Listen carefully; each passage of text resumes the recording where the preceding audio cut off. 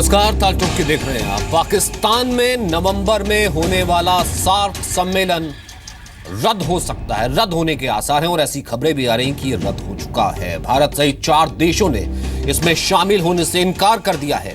हालांकि सम्मेलन रद्द होने की आशंका के बीच पाकिस्तान सम्मेलन के आयोजन पर अड़ा हुआ है, क्योंकि ऐसे खबरें आई कि औपचारिक तौर पर इसका ऐलान कुछ ही देर में हो जाएगा कि सम्मेलन रद्द हो गया। लेकिन पाकिस्तान की तरफ से पहले ये खबरें आ गई कि ऐसा होता भी है तो भी वो आयोजन इसका करेगा। सार्क सम्मेलन रद्द हो या नहीं, इस पर आखिरी फैसला मौजूदा चेयरमैन नेपाल को लेना है। सूत्रों के मुताबिक थोड़ी ही देर में नेपाल सार्क सम्मेलन के रद्द होने पर जारी सस्पेंस पर आखिरी फैसला ले सकता है।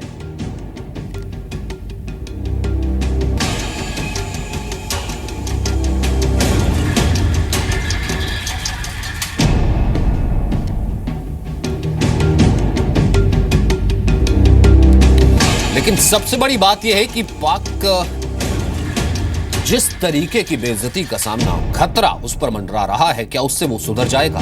भारत, बांग्लादेश, अफगानिस्तान, भूटान ने जिस तरीके से बहिष्कार किया, दरकिनार कर दिया, सार्क सम्मेलन रद्द हो गया और किसी भी वक्त नेपाल इसकी औपचारिक घोषणा कर देगा। उसके बाद क्या ऐसा होगा? हालांकि 31 साल के सार्क के इतिहास में 11 बार यह सम्मेलन रद्द हो चुका है। खास इसलिए क्योंकि इस बार जिन 4 देशों ने सार्क सम्मेलन में भाग लेने से मना किया है, उन सब ने इसके लिए पाकिस्तान को दोषी ठहराया है। सबसे पहले भारत ने, उसके बाद बांग्लादेश, अफगानिस्तान और भूटान ने यह कहते हुए सार्क समिट में शामिल होने से मना कर दिया कि पाकिस्तान जिस तरह से आतंकवाद को बढ़ावा दे रहा है, पाकिस्तान जिस तरह से पूरे दक्षिण एशिया में माहौल खराब कर रहा है और पाकिस्तान जिस तरह से पड़ोसियों के आंतरिक मामलों में दखल दे रहा है, ऐसे में इन देशों के लिए सार्क सम्मेलन में भागीदारी संभव नहीं। ध्यान देने की बात है कि पाकिस्तान के खिलाफ आवाज उठाने की शुरुआत भारत की तरफ से हुई और उसे जबरदस्त समर्थन मिला। लेकिन हम ये सवाल उठा रहे हैं कि क्या पाकिस्तान के खिलाफ सार्क के लिए ब्रह्मास्त्र बन पाएगा? क्या पाकिस्तान के ऊपर अब भारत के अलावा दुनिया भर के देशों का भी दबाव बढ़ेगा? कहीं ऐसा तो नहीं कि पाकिस्तान इस मामले को अपने पक्ष में सहानुभूति इकट्ठा करने के लिए इस्तेमाल कर लेगा? और कहीं ऐसा नहीं कि पाकिस्तान की आतंकी नीति के चलते पूरे का पूरा सार्क संगठन ही संकट में पड़ जाएगा? लेकिन उरी अटैक के बाद भारत के सामने सबसे बड़ा सवाल, क्या पाकिस्तान को अलग थलग करने में भारत कामयाब हो पाएगा?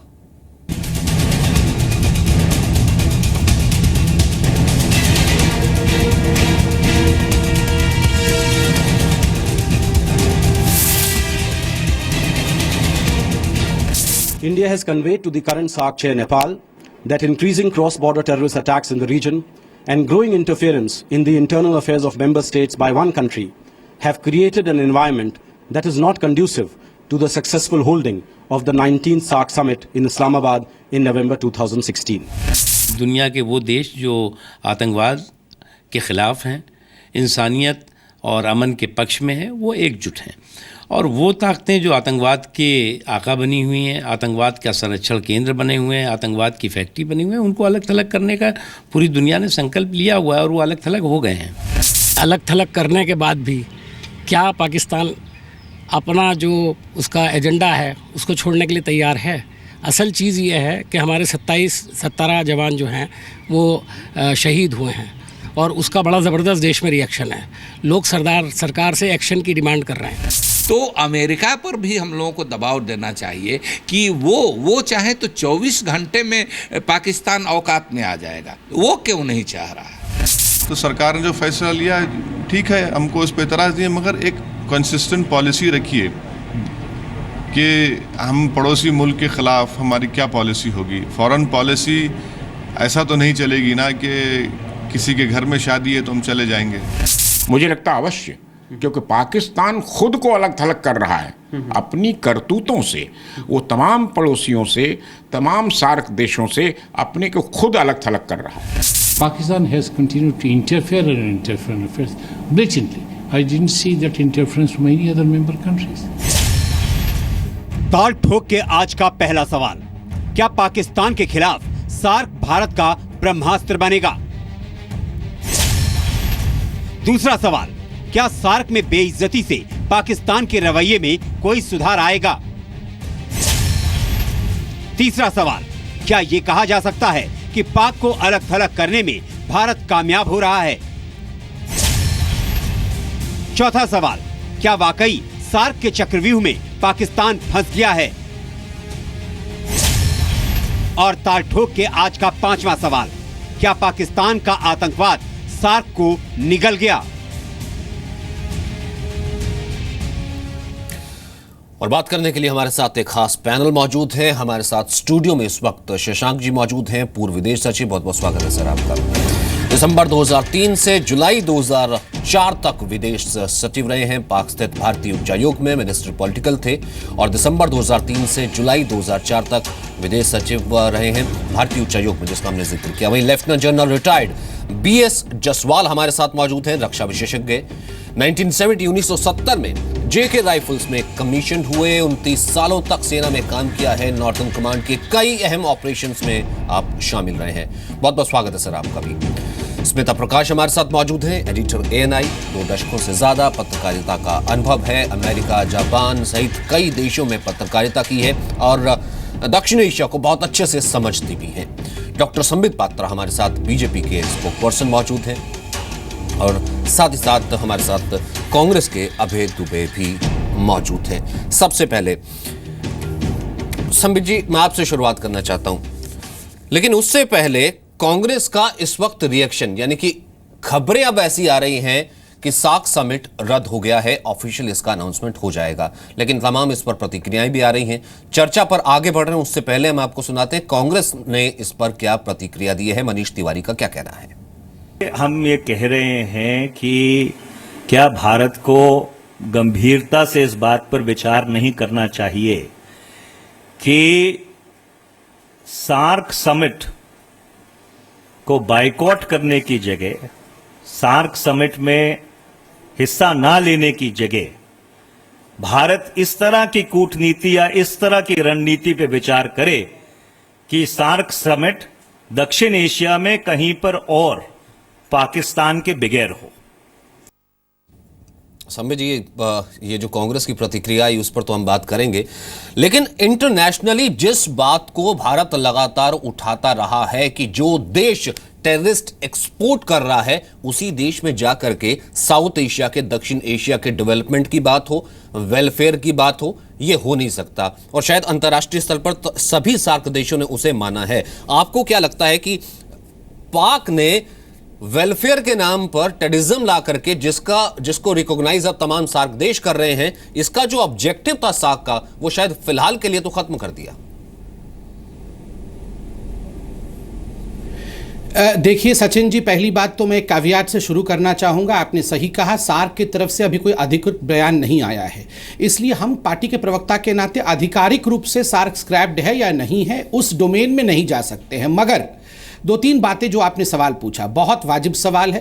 पहली बात है, आप देखिए, आप पहले के ओकेजन्स रहे होंगे इस प्रकार के जब सार्क मीटिंग कैंसिल हुए हो, मगर ये अनप्रेसिडेंटेड मूव है जब मेजॉरिटी कंपोनेंट ऑफ सार्क, लगभग 4 देशों ने एक मत होकर ये कहा है कि हम रीजनल कोऑपरेशन के साथ तो हैं मगर आतंकवाद के साथ नहीं हैं। और एक देश ऐसा है सार्क देशों के बीच में जो लगातार आतंकवाद का निर्यात कर रहा है। यह अपने आप में एक बहुत बड़ा स्टेटमेंट है, कोई छोटी बात नहीं है। और जब हम कहते हैं कि हम पाकिस्तान को आइसोलेट करेंगे, याद रखिए आइसोलेशन इज आइदर ग्लोबल और रीजनल। आप देखिए, ये जो सार्क कमेटी की जो मीटिंग होनी थी, सार्क देशों की जो 19वीं मीटिंग होनी थी इस्लामाबाद में नवंबर में, स्वाभाविक रूप में रीजनल आइसोलेशन का इससे बड़ा उदाहरण और नहीं मिलेगा। दूसरी बात, सरकार की तरफ से जो बयान आया है, विकास स्वरूप जी जो कि स्पोक्सपर्सन है MEA की, उन्होंने बड़ा स्पष्ट कहा है कि हम रीजनल कोऑपरेशन चाहते हैं। हम चाहते हैं कि साउथ एशिया के जो देश हैं वो इकोनॉमिकली भी आगे बढ़ें और हर प्रकार का कोऑपरेशन हो, मगर टेररिज्म बिल्कुल नहीं बर्दाश्त किया जाएगा। एक बहुत फर्म स्टैंड इंडिया की तरफ से लिया गया है और मुझे बहुत दुख हो रहा है कि कष्ट हो रहा है इस बात को कि इससे पहले कि पाकिस्तान, इससे पहले कि नेपाल जो कि चेयर है 19 सार्क समिट का, वो रिएक्ट करे हमारे देश से, हमारे ही सरकार पर, हमारी देश की मुख्य opposition party Congress party press briefing करके अटैक कर रही है। दिस इज ऑल्सो अनप्रेसिडेंटेड, ये अभी अपने आप में अनप्रेसिडेंटेड है और मुझे शर्म लगता है, मैं ऐसे कठोर शब्दों का प्रयोग नहीं करता हूं, मगर मैं शर्म से अपना सर झुकाता हूं कि हिंदुस्तान के पास एक ऐसा ऑपोजिशन पार्टी भी है जो अपने डोमेन से जंप करके दूसरे देश से पहले वक्तव्य करती है। ऐसा नहीं होना चाहिए। अबे जी, ये तो कम से कम मानेंगे कि एक अंतर्राष्ट्रीय फोरम है, ये भी मानेंगे कि इसका गठन किया गया था, और ये भी मानेंगे कि इस अंतर्राष्ट्रीय फोरम पर ही भारत ने कम से कम ये बात सामने रखी विश्व पटल पर कि देखिए जो देश जहां से टेररिस्ट आते हैं वहां जाकर के हम बात करेंगे कि दक्षिण एशिया में शांति लानी है। ऐसा नहीं हो सकता। बाकी देशों ने इसे माना। वो पार्टी जो कल तक एमएनएफ के ऊपर बात कर रही थी, जो कह रही थी कि टेररिस्ट स्टेट घोषित कर दो, एक खास सेशन बुला लो, घंटे डेढ़ घंटे में एकदम चेंज हो जाता है। ये किस तरीके का? अब ये कह रहे हैं कि ऐसा अब नहीं होना चाहिए था, वेन्यू चेंज कर देते। सचिन जी देखिए क्या कहा, क्यों कहा, उसका मंतव्य समझने की कोशिश करिए। हम यही लगातार बात कह रहे हैं कि सरकार सिर्फ राजनीतिक दृष्टिकोण से जो डैमेज कंट्रोल में इमेज की नहीं लगे, वो कुछ कॉन्क्रीट सॉल्यूशन निकाले। क्यों ये बात मनीष तिवारी जी ने कही? क्योंकि जिस प्रकार हमने सार्क में साफ्टा साइन किया है, south Asian free trade area, जिसमें सारे देश फ्री ट्रेड एरिया को यूटिलाइज करते हैं, उसमें क्यों ना पाकिस्तान को अलग कर दें हम? 2009 में हमने उनके साथ हस्ताक्षर किए, 2004 का ये प्रस्ताव था।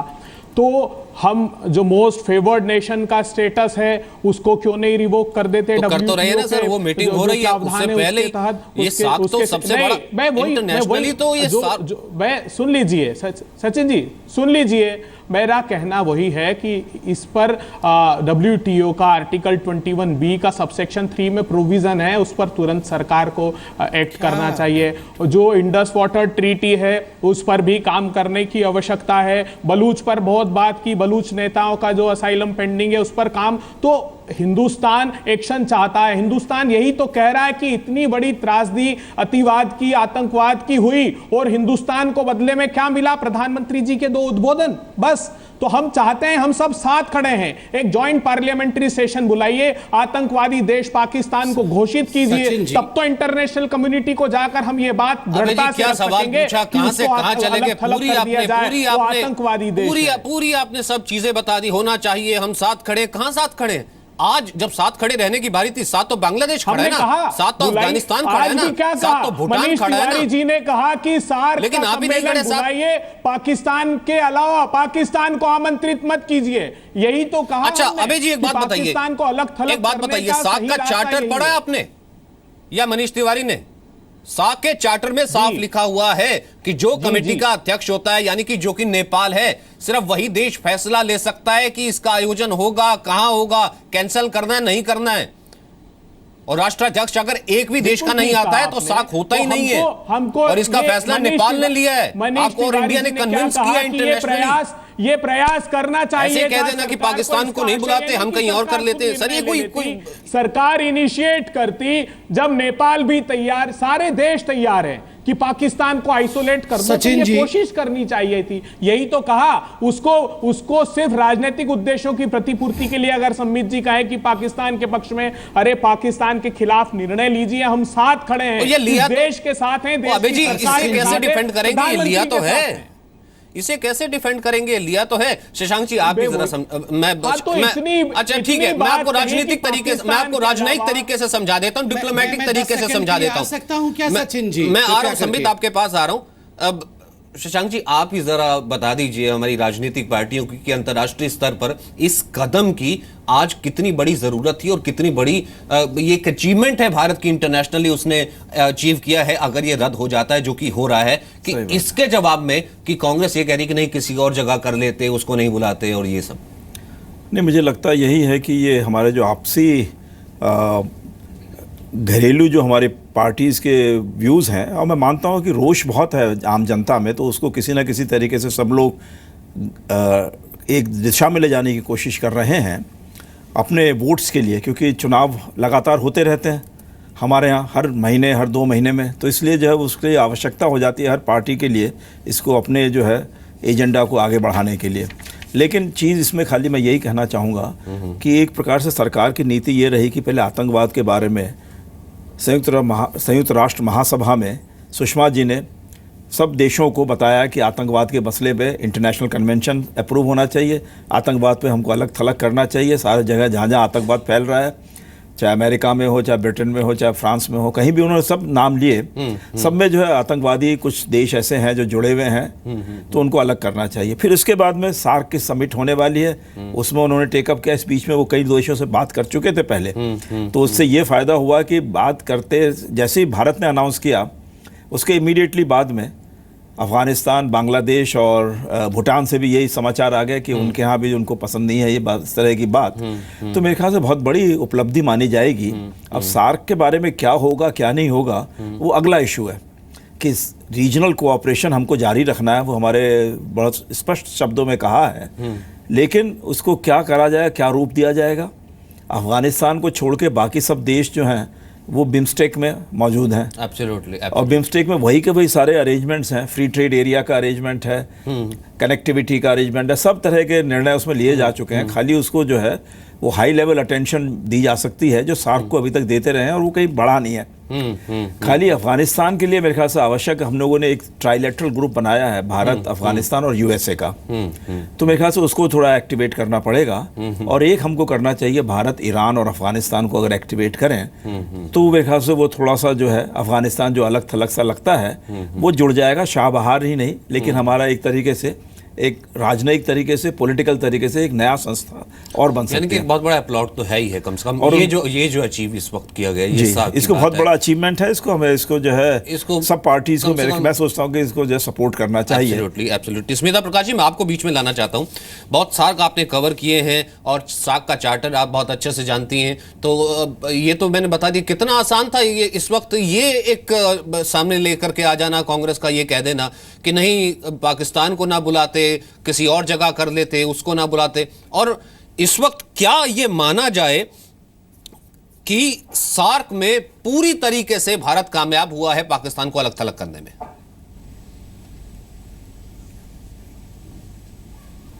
पहली बात तो मैं आपको बताना चाहूंगी कि शशांक जी यहाँ बैठे हुए हैं, वो विदेश सचिव थे जब इस्लामाबाद में सार्क सम्मेलन हुआ था, सार्क शिखर सम्मेलन, और अटल बिहारी वाजपेयी गए थे। मैं भी मीडिया टीम में थी उस वक्त भी इतने मुश्किलात थे कि सार्क में भारत पाकिस्तान एक दूसरे को literally tearing each other apart कहते हैं। उस वक्त भी इतनी मुश्किलें थी। तो सार्क सम्मेलन जो है वो शुरू से ही एक भारत पाकिस्तान के बीच एक अखाड़ा रहा है।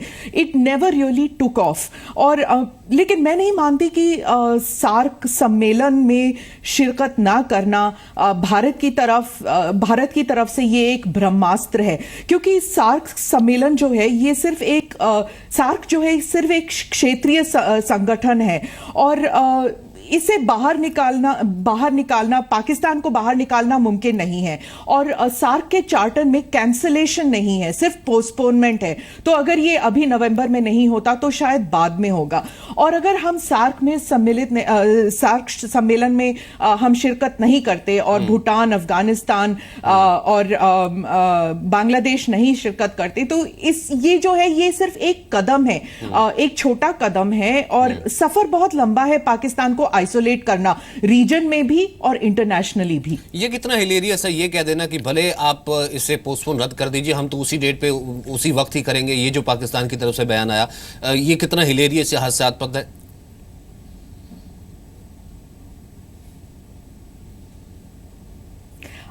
देखिए पाकिस्तान जो है अब उनके साथ कौन खड़ा है, सिर्फ श्रीलंका और मालदीव्स। नेपाल का भी कुछ पता नहीं है क्योंकि उनकी जो सेक्रेटेरिएट है वो अभी है नहीं वहां पर। जब वो वापस आएंगे उनके सेक्रेटेरिएट के मेंबर्स वो डिसाइड करेंगे। तो पाकिस्तान क्या सिर्फ 2 मुल्कों को लेकर 8 सदस्यों का जो शिखर सम्मेलन है उसमें 2 मुल्कों को लेकर क्या वो समिट कर सकता है? It becomes a joke. आपने सही कहा कि ये एक मजाक है अगर वो फिर भी करता है, क्योंकि अकॉर्डिंग टू द चार्टर सभी को उस उस शिखर सम्मेलन में हिस्सा लेना होगा। अगर नहीं है, literally it has become SAARC -1।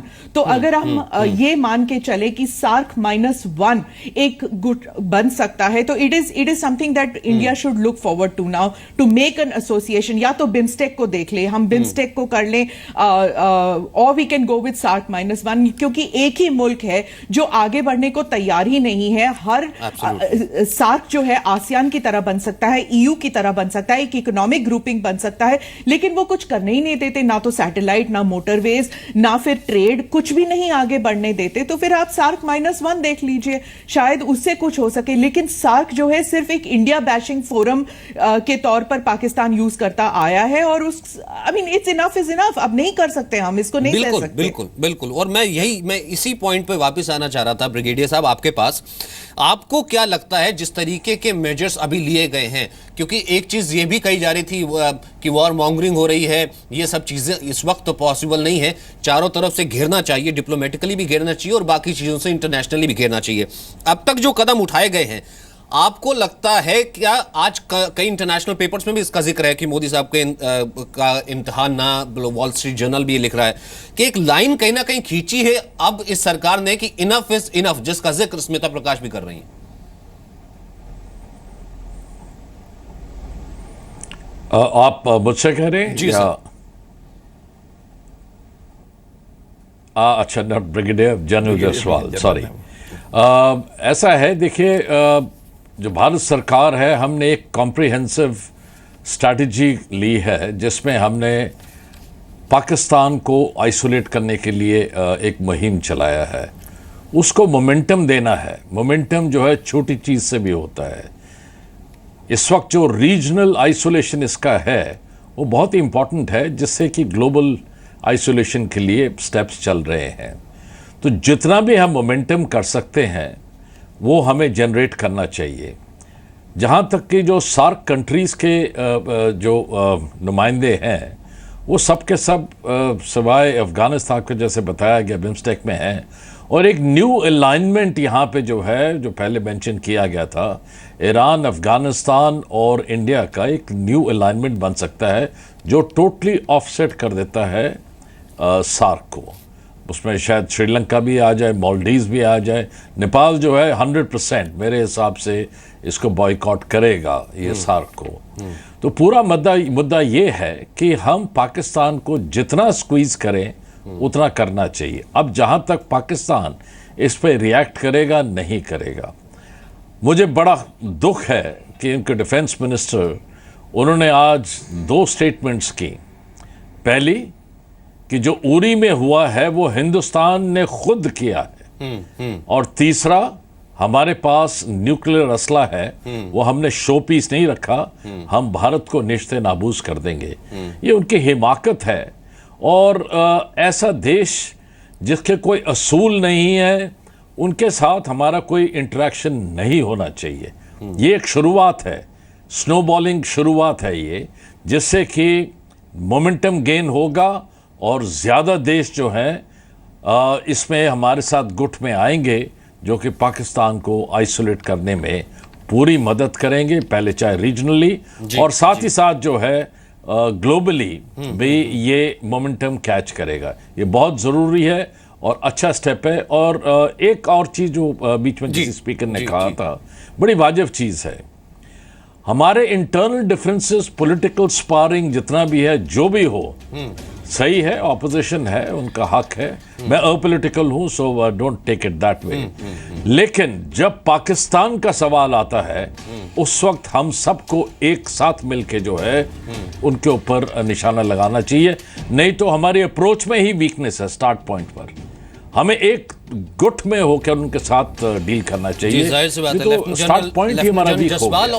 और ये संदेश इस वक्त पूरे अंतर्राष्ट्रीय जगत में भी जाता है कि जिस मुल्क के साथ हम खड़े हैं, कम से कम दक्षिण एशिया का जो सबसे बड़ा मुल्क है, जिसका रिप्रेजेंटेशन जो है वो भारत कर रहा है, जिस मुल्क के साथ हम खड़े हैं, क्या उस मुल्क के अंदर हालात एक दूसरे के साथ हैं, पॉलिटिकल पार्टी साथ हैं, जो कि फिलहाल नजर नहीं आ रही हैं। इसी सवाल के साथ नावेद दुबे मैं वापिस आऊंगा आपके पास।